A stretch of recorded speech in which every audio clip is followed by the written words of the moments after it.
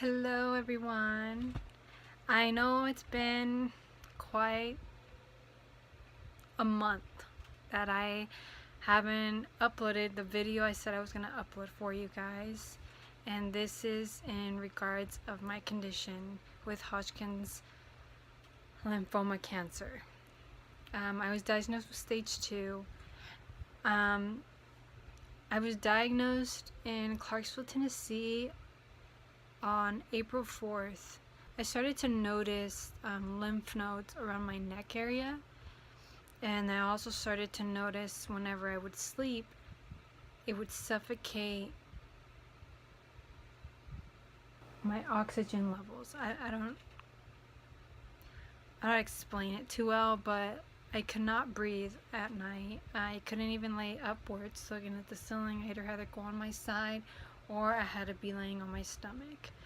There's to a point where I had to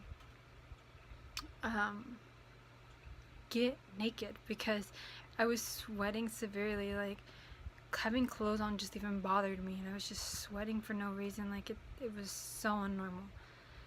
And so then March 24th, when I went to the doctor, they told me I had some type of lymphoma cancer, possible lymphoma cancer. So the doctor, referred me over to an oncologist, and I went over the same day, and he definitely went ahead and checked it out. And to him, yes, he confirmed it as it being Hodgkin's lymphoma cancer. He didn't want to make sure completely that it was that, so he did send me over in 2 days to look at the surgeon that can actually look more into depth to it, in which they had to remove a piece of biopsy of the lymphoma on this side. I still kind of have a scar, but they did really good surgery that you can't even tell there's a scar there.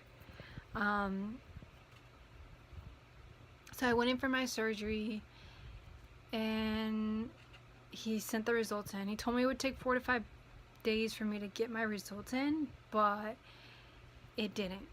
It took the next day, and my parents had just left, so my mom stayed with me, and we went in for surgery to get this little device in. This little device has been my buddy, I would say, my little companion, because through this they inject the chemo, any type of medicine, draw blood, they do all that. This device is sorry guys if I sound kind of like I'm crying or something, but it's just a lot to take in. This is a tube. It's connected to my heart, and you can feel the tube here, but you can see it through here. Kind of like wants to tear through my skin, but hopefully soon that will be removed, and maybe this will be closed. Who knows? The doctor diagnosed me to have 12 cycles of chemotherapy. And so,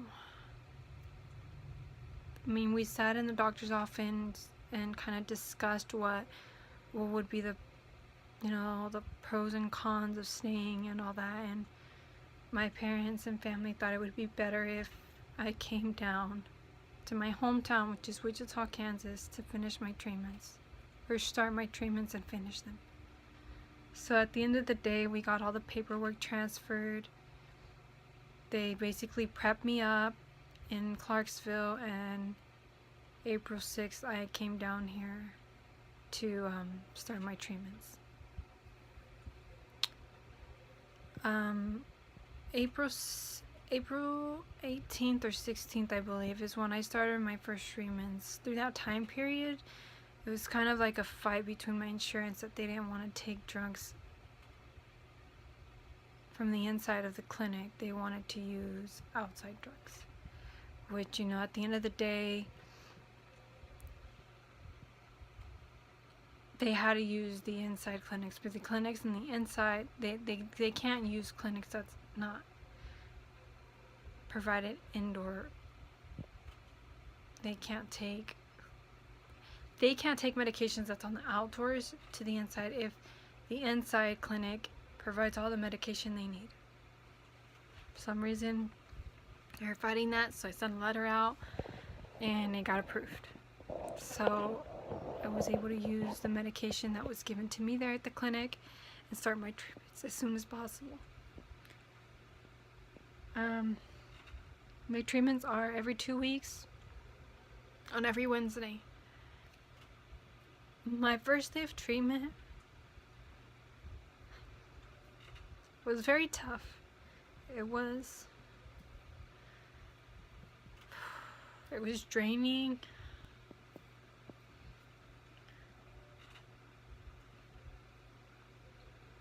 It's something that I didn't expect at all. And it was overwhelming. I had so much pain inside out. I went to go get my hair cut short.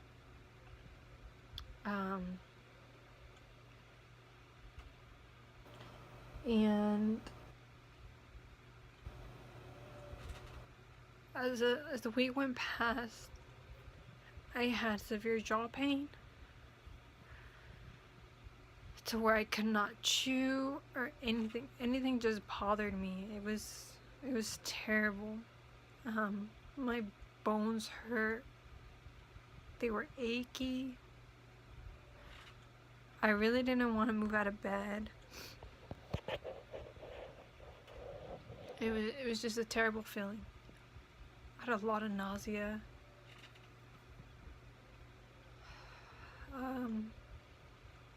Towards the next week where I had to go in for chemo again, I started to feel better. So usually like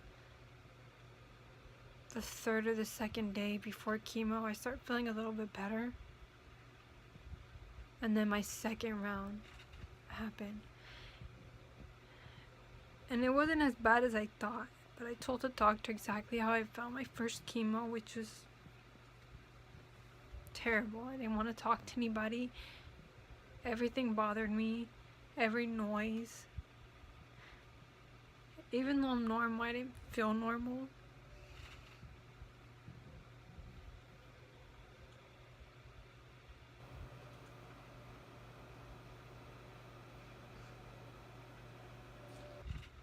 Sorry, you guys.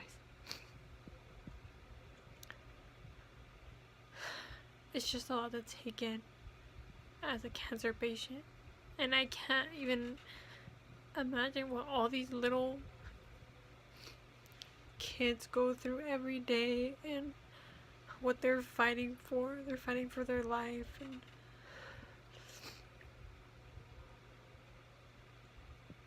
it's just very hard.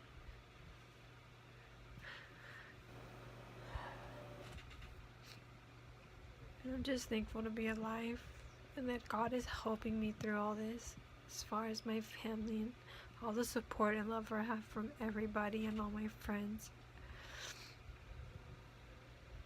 I couldn't have done it without you guys. I recently had a message from Instagram from a friend that told me that the 2-year-old her, the 12-year-old her,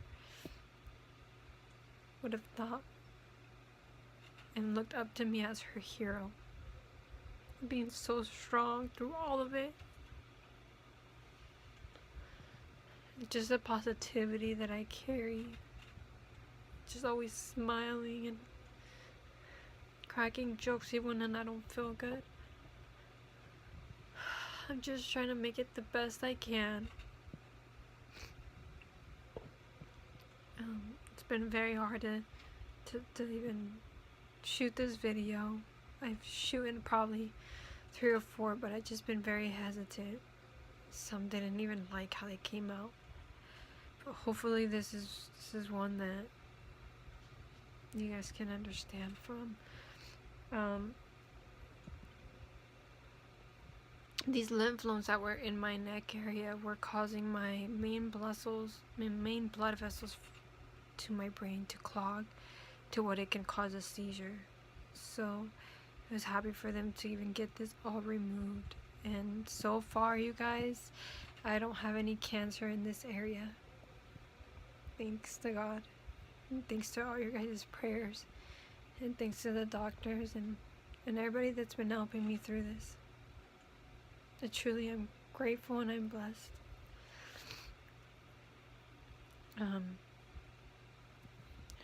So, right now, I just had my last treatment of this month. Yesterday.